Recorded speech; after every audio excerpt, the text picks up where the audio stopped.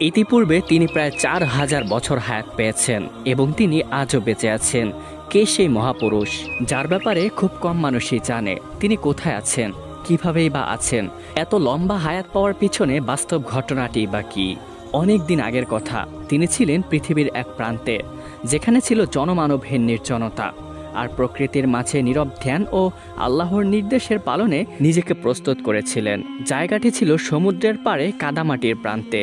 পবিত্র কোরআনে কারিমে এই জায়গাটিকে মাগরিবে শামস বলা হয়েছে, যেখানে সূর্য অস্ত যায় বলে মনে হয়। এই নিভৃত স্থানে তিনি ছিলেন আল্লাহর এক গোপন বান্দা হিসেবে। মানুষ তাকে চিনত না, তার কোনো সেনাবাহিনী ছিল না, ধন সম্পদ প্রতিপত্তি কিছুই ছিল না। কিন্তু তৎকালীন যুগে আল্লাহ এই মহাপুরুষকে যতটা জ্ঞান ও প্রজ্ঞাদান করেছিলেন তা অন্য কোনো পুরুষ বা মানবকে দেওয়া হয়নি। তিনি প্রায়শই সেখানে ধ্যানরত অবস্থায় থাকতেন। এভাবেই তিনি একদিন ধ্যান করছিলেন। আকাশ থেকে একজন ফেরেশতা নেমে আসলো। এসে তাকে বলতে লাগলো, হে আল্লাহর বান্দা, আমি আপনার কাছে আপনার প্রভুর পক্ষ থেকে বিশেষ কিছু নির্দেশনা নিয়ে এসেছি। আল্লাহ আপনাকে অমক বাদশার কাছে যেতে বলেছেন এবং তাকে কিছু আধ্যাত্মিক জ্ঞান ও ন্যায়পরায়ণতা শিক্ষা দিতে বলেছেন, যেন তিনি ভবিষ্যতে পথভ্রষ্ট না হয়ে যান। এই বলে ফেরেশতা সেখান থেকে চলে গেলেন। ফেরেশতা সেখান থেকে চলে যাওয়ার পরপরই তিনি দাঁড়িয়ে গেলেন। তিনি নিশ্চুপ ছিলেন। আল্লাহর হুকুম তার হৃদয়ে যেন এক স্নিগ্ধতার আলো জ্বালিয়ে দিয়েছে। তিনি জানতেন এই সফর শুধু আল্লাহর কাছে যাওয়া নয়, এটা ছিল আল্লাহর এক বিশেষ মিশনের অংশ। তিনি মাথা নিচু করে আল্লাহর কাছে দোয়া করলেন, হে আমার প্রতিপালক, আপনি আমাকে যেভাবে পরিচালনা করবেন আমি সেভাবেই পরিচালিত হব। আপনি আমাকে যেখানে পাঠাবেন আমি সেখানেই যাব। কিন্তু আমি তো অবুঝ, নিজের প্রতি সর্বদাই জুলুম করতে থাকি এবং আপনার কথা অমান্য করতে থাকি। হে আমার প্রতিপালক, আমাকে আপনি মাফ করে দিন এবং আপনার আদেশ পালনে আমাকে তৌফিক দান করুন। এভাবেই তিনি মহান আল্লাহ রাব্বুল আলামিনের কাছে দোয়া ও ক্ষমা প্রার্থনা করার পরে বাদশার উদ্দেশ্যে রওনা হলেন। তিনি সমুদ্রে তার জায়নামাজটি বিছিয়ে দিলেন এবং তার উপরেই তিনি উঠে দাঁড়ালেন। এরপরে মহান আল্লাহ রাব্বুল আলামিনের নিকটে দোয়া করলেন, হে আল্লাহ রাব্বুল আলামিন, আমি তো জানি না আপনার আদেশকৃত বাদশা কোথায় অবস্থান করছে। দয়া করে আপনি আমাকে সেদিকে চালিত করুন। এটি বলার সাথে সাথেই জায়নামাজটি পূর্ব দিকে চলতে শুরু করলো। তিনি তখন অবস্থান করছিলেন পৃথিবীর দক্ষিণাঞ্চলে এবং বাদশা অবস্থান করছিলেন পৃথিবীর পূর্বাঞ্চলে। আল্লাহর কি কুদরত! জায়নামাজটি পানিতে ডুবছিল না, পানিতে ভিজছিল না, তাকে নিয়ে যাচ্ছিল অজানা এক গন্তব্যে। তার চোখে পানি, মুখে তাসবিহ, মনে কৌতূহল। আল্লাহর আদেশ কি আমি যথাযথ পালন করতে পারবো? এভাবে ভাবতে ভাবতে কিছুটা দূর যাওয়ার পরেই দেখতে পেলেন সমুদ্রে ঝড় শুরু হয়ে গেছে।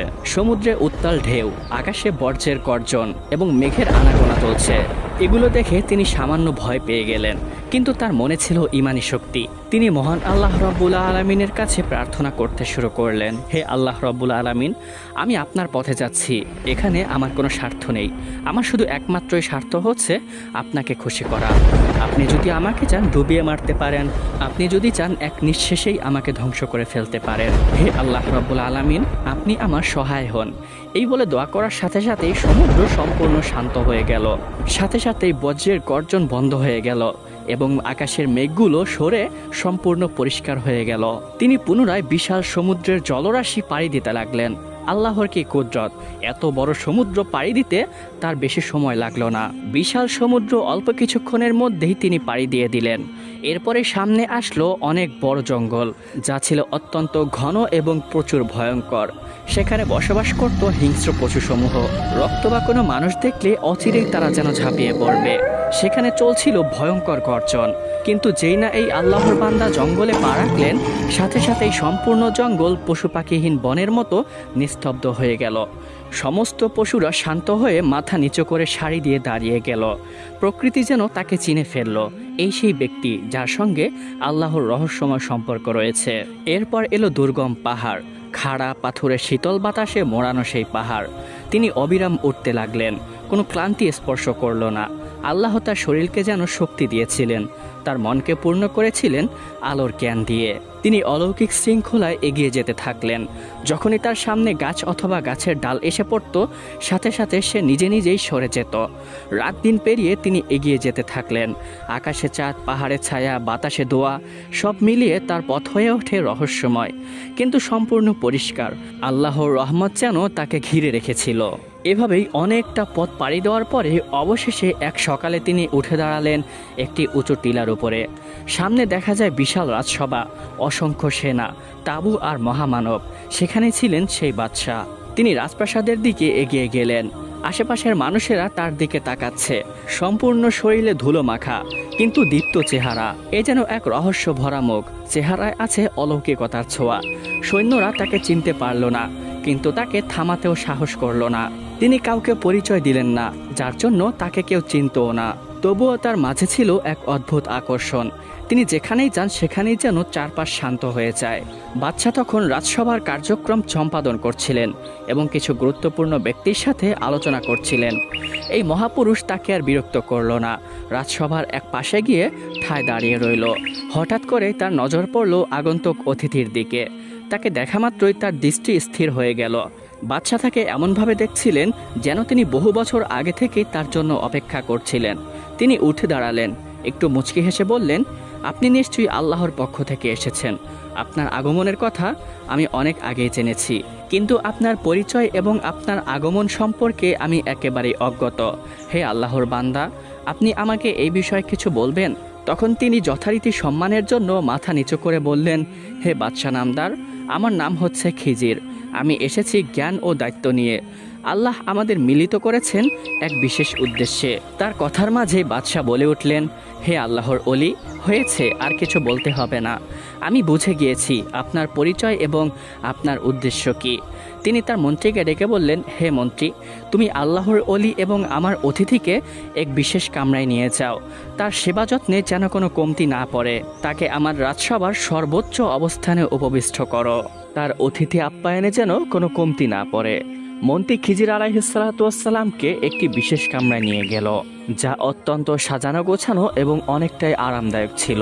তার নাম ছিল আসাম ইবনে সাদেক। তিনি ছিলেন বাদশাহর একজন বিশ্বাসভাজন। খিজির আলাইহিসসালাতুওয়াসসালামের জন্য সমস্ত ব্যবস্থাপনা সম্পাদন করার পরে সে বলল, হে সম্মানিত ব্যক্তি, আমার কি সৌভাগ্য! আপনার মতো একজনকে অতিথি করতে পারা আমাদের জন্য পরম সম্মান। অনুগ্রহ করে আমাদের সব কিছু আপনি গ্রহণ করুন এবং কোনো কিছুতে ত্রুটি হলে অবশ্যই আমাকে অবগত করবেন। খিজির আলাইহিসসালাতুওয়াসসালাম একদম শান্ত, নিশ্চুপ। স্নিগ্ধতার ছোঁয়া তাকে যেন স্পর্শ করেছে। সে শান্ত গলায় বলে উঠল, আমি দুনিয়ার জন্য কিছুই চাই না, তবে যদি তোমার অন্তর সরল হয় তাহলে আমার কোনো প্রয়োজনে অবশ্যই আমি তোমাকে ডাকবো। তবে তোমাদের এই রাজকীয় কামরার যে চাকচিক্যতা রয়েছে, এর থেকে যদি তুমি নিম্নমানের কোনো কামরা দিতে পারো তাহলে সেটা অনেকটাই ভালো হতো। তার জবাবে মন্ত্রী আসাম বলে উঠল, হে সম্মানিত মহোদয়, আপনি যদি এই স্থানটিতেই বসবাস করেন তাহলে আমাদের অন্তরে আমরা প্রশান্তি লাভ করব। আপনি বাদশাহ জুলকারনাইনের দরবারে এসেছেন, যেখান থেকে কেউ কখনো খালি হাতে ফিরে যায় না। এর কিছুদিন পরেরই ঘটনা। বাদশাহ জুলকারনাইনের আয়াত্তে কিছু জনগোষ্ঠী ছিল, কিন্তু তাদের সমাজ ছিল দুই ধরনের। একদল অনেক শক্তিশালী ও অত্যাচারী, দ্বিতীয়ত দুর্বল ও নিরীহ। শক্তিশালী দল সর্বদাই নিরীহ প্রজাদের উপরে অত্যাচার করত। এক পর্যায়ে বিষয়গুলো তারা সহ্য করতে না পেরে বাদশাহ জুলকারনাইনের দরবারে এসে হাজির হন। তার রাজদরবারে এসে কাঁদতে কাঁদতে বলতে লাগলেন, হে মহান বাদশাহ, আপনি ন্যায়ের পক্ষে যুদ্ধ করেন। আমরা জানি আমাদের সমাজে দুর্বলদের উপরে জোর করে জমি দখল, খাদ্য লুট, স্ত্রীদের উপরে অপমান চলছে। আমরা আর পেরে উঠছি না। আপনার কাছে আমরা ন্যায় বিচার চাই। জুলকারনাইন বাদশাহ তখন চুপচাপ শুনলেন। এরপরে তিনি বললেন, আমার রাজ্যে কিংবা যেখানেই হোক আমি পৌঁছাবো, সেখানে কোনো জালিম চলতে পারবে না। তোমরা সাক্ষী দাও, প্রমাণ দাও, আমি এর বিচার নিজে করব। এরপরে রাজসভায় তিনি বিচার বসালেন, ভুক্তভোগীদের কথা শুনলেন, অপরাধীদেরকে ডেকে আনলেন। দোনো সমাজের ব্যক্তিবর্গকে একত্রিত করার পরে তাদেরকে তাদের মন্তব্য পেশ করতে বললেন। সবাই সবার মন্তব্য পেশ করলো, কিন্তু তৎক্ষণাৎ নিরীহ প্রজাদের কাছে কোনো উপযুক্ত প্রমাণ ছিল না, যার কারণে বিরোধী পক্ষকে কোনো শাস্তিও দেওয়া যাচ্ছিল না। কোনো প্রমাণ না থাকার পরও তাদের চেহারায় অপরাধের ছাপ লুকানো যাচ্ছিল না। তাদের বিচার করার জন্য বাদশাহ জুলকারনাইন খিজির আলাইহিসসালাতুওয়াসসালামের কাছে পরামর্শ চাইলেন। খিজির আলাইহিসসালাতুওয়াসসালাম বললেন, হে বাদশাহ, চেহারা নয় তাদের অন্তর দিয়ে বিচার করুন। যদি কোনো সন্দেহ থাকে তবে আল্লাহর নামে শপথ করান। বাদশাহ জুলকারনাইন তখন বিচারের দায়ভারটি খিজির আলাইহিসসালামের উপরে অর্পণ করে দিলেন। তখন খিজির আলাইহিসসালাম বললেন, হে সম্প্রদায়, তোমাদের মধ্যে যে মিথ্যা বলবে সে দুনিয়ায় হয়তো বেঁচে থাকবে, কিন্তু কিয়ামতের দিন সে নিজের জবাবদিহি এড়াতে পারবে না, এবং হতে পারে মহান আল্লাহ রব্বুল আলামিন দুনিয়াতেই তাদের কোনো বিচার করে দিবেন। খিজির আলাইহিসসালামের কথা শুনে কিছু সংখ্যক লোক নিজেদের দোষ স্বীকার করে নিল এবং কিছু সংখ্যক লোক নিজেদের দোষ স্বীকার করল না। তখন খিজির আলাইহিসসালাম তাদেরকে পুনরায় 3 বার জিজ্ঞেস করলেন, তোমরা কি বাস্তবেই অপরাধ করেছো? কিন্তু যারা প্রথমবারে নিজেদের দোষ অস্বীকার করেছিল তারা পরপর 3 বারও নিজেদের দোষ স্বীকার করলো না। তখন খিজির আলাইহিসসালাম দুহাত তুলে মহান আল্লাহ রব্বুল আলমিনের কাছে প্রার্থনা করলেন, হে মহান আল্লাহ রব্বুল আলমিন, আমাদের পক্ষে যতটুকু সম্ভব ন্যায়পরায়ণতার সাথে আপনাকে ভয় করে বিচার করতে চেষ্টা করেছি। আমাদের যতটুকু করার ছিল আমরা ততটুকু করেছি। এখন আপনার উপরে সবকিছু ন্যস্ত। এটি বলার সাথে সাথেই যারা দোষ করেও নিজেদের দোষ স্বীকার করলো না তাদের সম্পূর্ণ শরীর প্যারালাইজড হয়ে গেল, নিজেদের হাত পা নাড়াতে পারল না। তারা জুলকারনাইন বাদশাহ এবং খিজির আলাইহিসসালামের কাছে ক্ষমা প্রার্থনা করলেন এবং বললেন, হে বাদশাহ নামদার, আপনি আমাদের জন্য একটু দোয়া করুন। আমরা নিজেদের দোষ স্বীকার করছি, আমরা এই অপরাধ আর কোনোদিনও করব না। কিন্তু তখন বাদশাহ জুলকারনাইন বললেন, তোমরা আমাদের শাস্তি গ্রহণ করনি, যার কারণে মহান আল্লাহ রব্বুল আলামিন নিজেই তোমাদের জন্য শাস্তির ব্যবস্থা করেছেন। এখন আমাদের পক্ষে কিছু করা সম্ভব নয়। আল্লাহ যা ভালো বুঝবেন তাই করবেন। এরপরে যারা দোষ স্বীকার করেছিল তাদেরকে সামান্য শাস্তি দিয়ে সেখান থেকে পাঠিয়ে দিলেন। অপরদিকে যারা দোষ স্বীকার করলো না তারা সারা জীবনই সেই অবস্থাতেই কাটিয়ে দিল। এর পরের এক সন্ধ্যায় রাজপ্রাসাদের নির্জন বাগানে বসেছিলেন বাদশাহ জুলকারনাইন। তার পাশে রাখা ছিল একটি ছোট গোল টেবিল, যেখানে ছিল মিষ্টি খেজুর, ঠান্ডা পানি, আতরের সুগন্ধি এবং পাশেই রাখা ছিল বিভিন্ন ধরনের বাতি। ঠিক তখনই প্রবেশ করলেন খিজির আলাইহিসসালাম। ধীর পায়ে, চোখে প্রশান্তি, কপালে আলো রেখা। বাদশাহ জুলকারনাইন খিজিরের উদ্দেশ্যে সম্মান প্রদর্শন করে বললেন, হে আল্লাহর জ্ঞানী বান্দা, আমি জানি আপনি কেবল একজন সফরকারী নন। আপনার অন্তরে এমন জ্ঞান আছে যা আমাকে দেওয়া হয়নি। আমি জানতে চাই, আল্লাহর পথে শাসক হওয়া কি বেশি কঠিন, নাকি গোপনে হেদায়েতের কাজ করা বেশি কঠিন?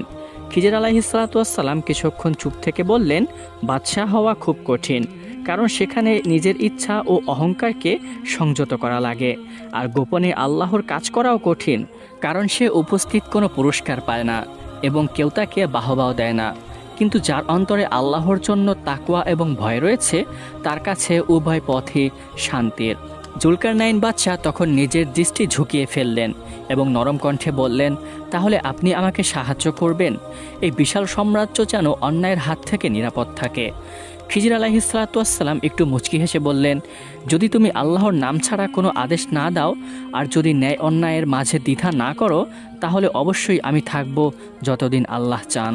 এই বলে খিজির আলাইহিসসালাম সালাম জানিয়ে সেখান থেকে চলে আসলেন। পরের দিন বাদশাহ জুলকারনাইন নদীর পাশে বসে কিছু একটি ভাবছিলেন এবং মহান আল্লাহ রব্বুল আলামিনের উদ্দেশ্যে ধ্যানে মগ্ন ছিলেন।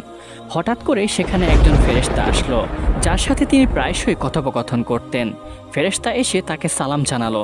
সালাম জানিয়ে বাদশাহ জুলকারনাইনের উদ্দেশ্যে বলতে লাগলেন, হে জুলকারনাইন, আপনাকে দেখে অনেক চিন্তিত মনে হচ্ছে।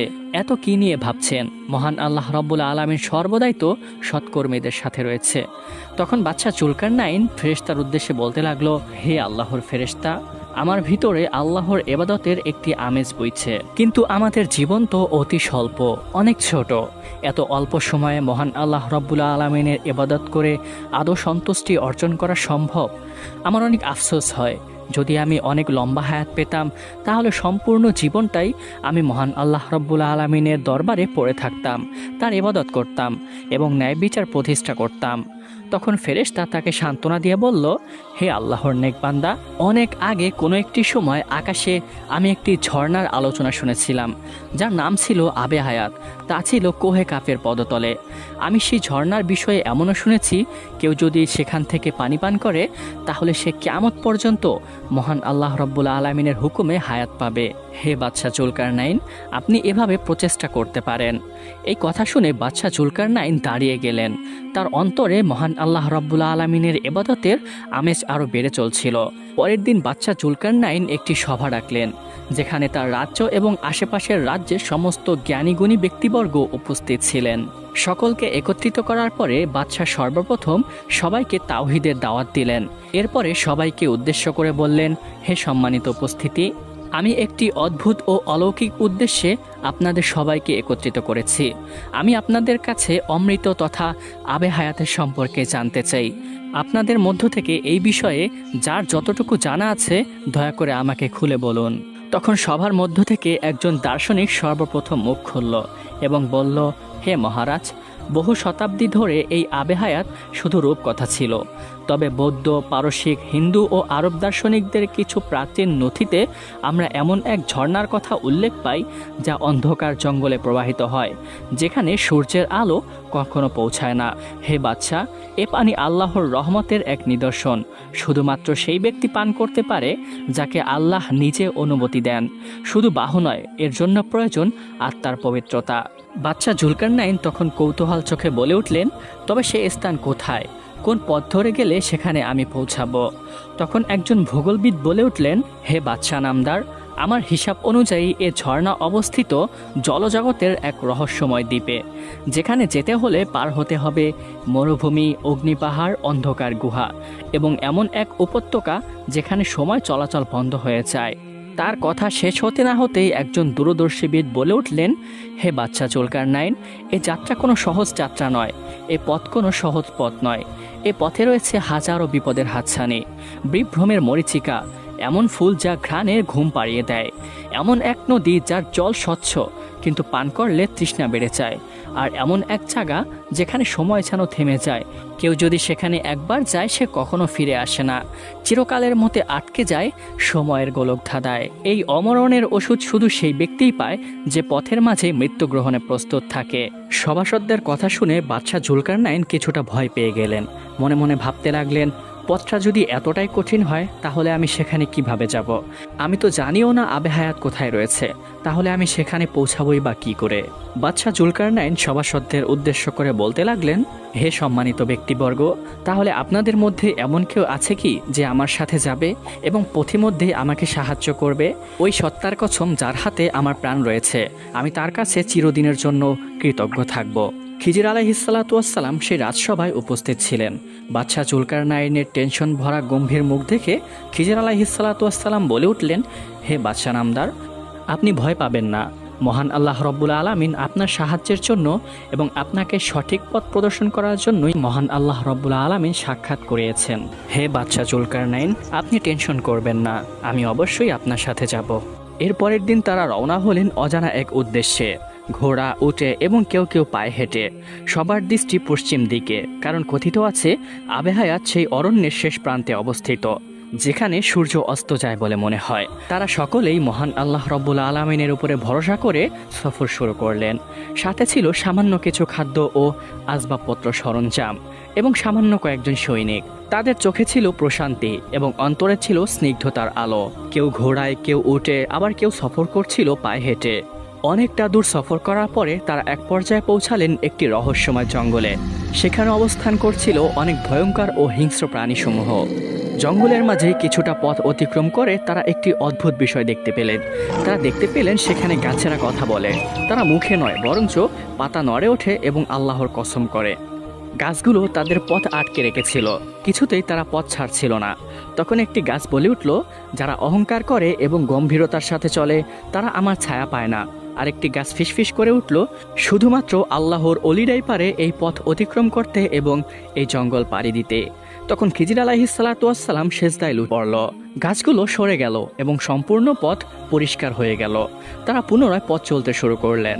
অনেকটা দূর সফর করে তারা পৌঁছালেন একটি নদীর তীরে, যেই নদীতে পানি চলাচল করছিল না, যেই নদীতে কোনো মাছ ছিল না।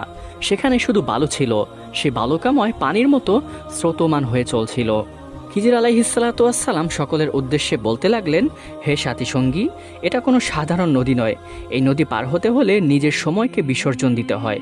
প্রত্যেকে নিজের সময়ের হিসাব ভুলে যাও। তখন জুলকারনাইন বললেন, আজ থেকে সময় আমাদের নয়, আমরা এখন আল্লাহর সময়ের মধ্যে আছি। তারা পার হলেন সেই নদী অনেক কষ্ট ক্লাস করে, কিন্তু পথে তিনজন হারিয়ে গেলেন চিরতরে, কারণ তারা পিছনে ফিরে চেয়েছিলেন।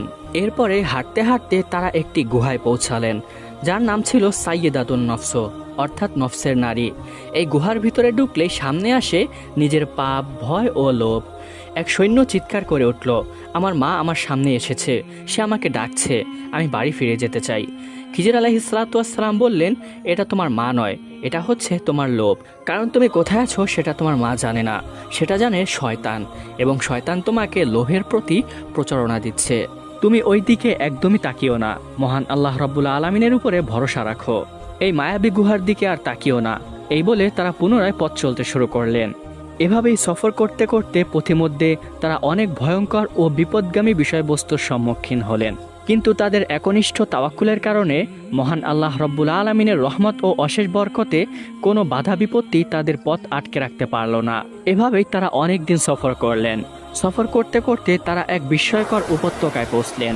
এটি ছিল দুইটি পাহাড়ের মাঝখানে এক গহীন অঞ্চল, চারপাশে উঁচু উঁচু পর্বতমালা, ভিতরে এক ভীতিকর নীরবতা। সেখানে লোকেরা ছিল এক বিচিত্র ভাষী, যে ভাষা সাধারণ কোনো জনগণ বুঝতে পারত না, তাদের কথা কারো বোধগম্য হতো না। তবুও বাদশাহ জুলকারনাইনের জন্য মহান আল্লাহ রাব্বুল আলামিন ভাষার পার্থক্য দূর করে দিলেন। তারা জুলকারনাইন বাদশাকে বুঝালেন, হে জুলকারনাইন, ইয়াজুজ ও মাজুজ এই ভূমিতে বিপর্যয় সৃষ্টি করে। তুমি কি আমাদের ও তাদের মাঝে এক প্রাচীর বানিয়ে দিতে পারো, যদি আমরা তোমাকে কিছু অর্থ দেই? এই জাতি ছিল খুব নিরীহ ও অক্ষম, কিন্তু ইয়াজুজ মাজুজ ছিল হিংস্র ও ধ্বংসকারী। তারা পাহাড়ের ফাঁক দিয়ে নেমে আসতো, সব কিছু ধ্বংস করে দিয়ে যেত। ফসল, ঘর, মানুষ, ধর্ম কিছুই রক্ষা পেত না। বাদশাহ জুলকারনাইন তাদের উদ্দেশ্যে বললেন, আমার প্রতিপালক আমাকে যে শক্তি দিয়েছেন তা উত্তম। তোমরা শ্রম দিয়ে আমাকে সাহায্য করো, আমি তোমাদের ও তাদের মাঝে একটি শক্তিশালী প্রাচীর নির্মাণ করে দেব ইনশাআল্লাহ। এরপরে তিনি সেই সম্প্রদায়ের সাহায্যে দুইটি পাহাড়ের মাঝখানে বিশাল বড় বড় লোহার পাত বিছিয়ে দিলেন এবং তার উপরে গরম ও গলিত সীসা ঢেলে তা একেবারে শক্ত করে ফেললেন। এভাবেই তৈরি হলো এক বিশাল প্রাচীর, মসৃণ, মজবুত এবং অপরিবর্তনীয়। এতটাই মজবুত যে ইয়াজুজ মাজুজ তা আজও ডিঙ্গাতে পারল না এবং আজও ফুটতে পারল না। তখন খিজির আলাইহিসসালাম বললেন, তারা দুনিয়ার একটি পরীক্ষা, তাদের মুক্তির সময় হবে কিয়ামতের পূর্ব মুহূর্তে। আজ তাদের রোধ করা হচ্ছে, কাল তারা আবার উঠবে। এবং জুলকারনাইন বাদশাহ বললেন, এটা আমার প্রভুর একটি অনুগ্রহ, কিন্তু যখন আমার প্রভুর প্রতিশ্রুতি আসবে তখন এই প্রাচীর চূর্ণ বিচূর্ণ হয়ে যাবে। এরপরে তারা পুনরায় সফর শুরু করলেন। দিন রাত তারা সফর করতে লাগলেন, অক্লান্ত পরিশ্রম, ক্ষুধার আর্তনাদ এবং দীর্ঘ সফর। এত সত্ত্বেও তাদের কোনো কষ্ট হচ্ছিল না। আবহাওয়াতের অনুসন্ধান সমস্ত কষ্ট ঘুচিয়ে দিচ্ছিল। সফর করতে করতে হঠাৎ একদিন তারা একটি ভয়ঙ্কর অন্ধকার উপত্যকায় পৌঁছল, যেখানে সূর্য বা দিনের আলো কিছুই প্রবেশ করে না, অন্য কোনো আলো ঢোকে না, আর ভিতরটা এতটাই বিভ্রান্তিকর যে কেউ একবার ভেতরে প্রবেশ করলে দ্বিতীয়বার সে আর ফিরে আসে না। সেই অন্ধকারেই তারা বিভক্ত হয়ে পড়ে। খিজির আলাইহিসসালাম ও বাদশাহ জুলকারনাইন এবং দুই পথিক তারা আলাদা হয়ে যায়। তারা সকলে নিজেদের মতো করেই পথ চলছিল, কিন্তু হঠাৎ করে কে কোথায় চলে গেল কেউ বুঝতেই পারল না। বাদশাহ জুলকারনাইন এবং দুই পথিক সৈন্য যতটাই যাচ্ছিল ততটাই যেন তারা অন্ধকারে আচ্ছন্ন হয়ে পড়ছিল। অন্ধকার ও কুয়াশার ঘনঘাটা তাদের যেন বেরোতেই দিচ্ছিল না।